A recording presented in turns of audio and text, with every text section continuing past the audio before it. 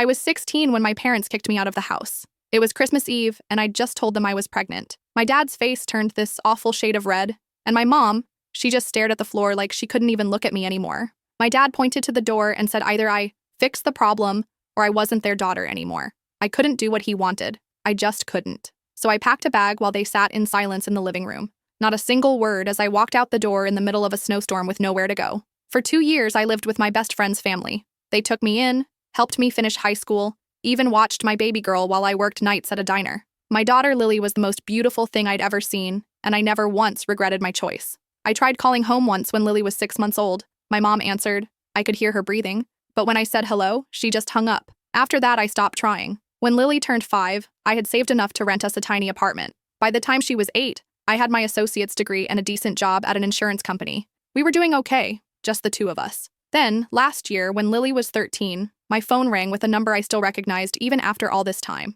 My dad was calling. 15 years of silence, and suddenly there he was, asking if we could meet. I almost didn't go. What right did he have to pop back into my life now? But something made me say yes. Maybe I wanted Lily to know her grandparents. Maybe I wanted answers. Or maybe I just needed to face them as the woman I'd become, not the scared teenager they threw away. We met at a coffee shop near my apartment. They looked older, smaller somehow. My mom cried when she saw me. My dad couldn't even look me in the eye at first. He slid a small box across the table. Inside was a tiny silver bracelet. "We got this for your baby," he said, "right after you left." My mom finally spoke, her voice barely a whisper. "We were going to come find you, give you this, bring you home. But then your father had his accident. I didn't know about any accident. How could I? They never tried to contact me." My dad rolled up his sleeve to show a long scar running from his wrist to his elbow. "Drunk driver," he said. 2 days after you left.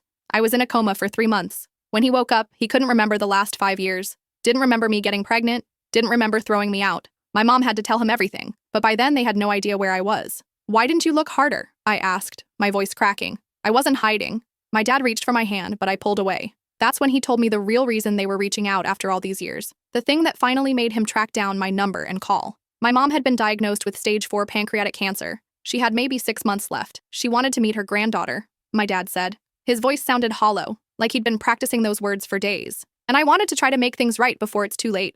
I sat there, my coffee going cold, not sure what to say. Part of me wanted to walk out, let them feel a fraction of the abandonment I had felt. But another part of me, the part that had grown up raising Lily, understood something about forgiveness. "I need time to think," was all I could say. When I got home, Lily could tell something was wrong. She may have been only 13, but that kid could read me like a book. I never kept secrets from her. She knew she had grandparents somewhere, knew they hadn't wanted me to have her. I told her everything that happened at the coffee shop. "I think you should let them meet me," she said after thinking it over. "Not for them, for you, Mom. So you can finally close that door." My kid was wiser than I'd ever be. The next weekend we met at a park. Lily was nervous but trying not to show it. I watched my parents' faces when they saw her for the first time. My mom covered her mouth, tears streaming down her face. My dad just stood there looking stunned. "She looks just like you did," he finally said. Lily, always braver than me, walked right up to them. "I'm Lily," she said, holding out her hand like the little adult she sometimes pretended to be. My mom reached out shakily to take it, but then pulled Lily into a hug instead. I tensed, ready to step in, but Lily hugged her back. Over the next few months, we settled into an awkward routine. Sunday dinners at their house, my mom teaching Lily to bake the same cookies she used to make with me. My dad showing her his model train collection that had somehow survived all these years. It wasn't perfect. There were arguments, tears, moments when old wounds reopened. But there were also moments of healing I never thought possible.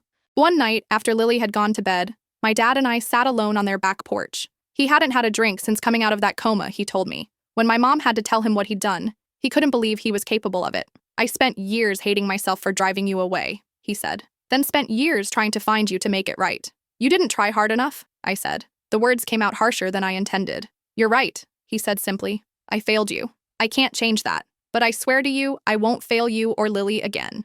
My mom's condition deteriorated faster than the doctors predicted. 4 months after we reconnected, she was in hospice care. I took leave from work to help care for her. Lily would sit by her bed after school, reading to her, or just holding her hand. The night before she died, my mom asked to speak to me alone. She was so thin by then, barely a shadow of the woman who raised me. "I should have stood up for you," she whispered. "I should have followed you out that door. Not a day went by that I didn't hate myself for staying silent." I held her hand, the same way my daughter had been doing. "I forgive you, Mom." She shook her head weakly. "Don't say that yet. There's something else you need to know." She told me that my dad had been trying to find me for over a decade. The accident was real, but her story about him forgetting wasn't entirely true. He remembered everything within a year of recovery. They'd hired private investigators, searched social media, even put up billboards in nearby cities with my picture. Then why didn't you find me? I asked. I was on Facebook. I used my real name. I never hid, because I told them to stop looking, she said, her voice barely audible. I was ashamed. I couldn't face what we'd done to you. Your father wanted to keep searching, but I convinced him you were better off without us.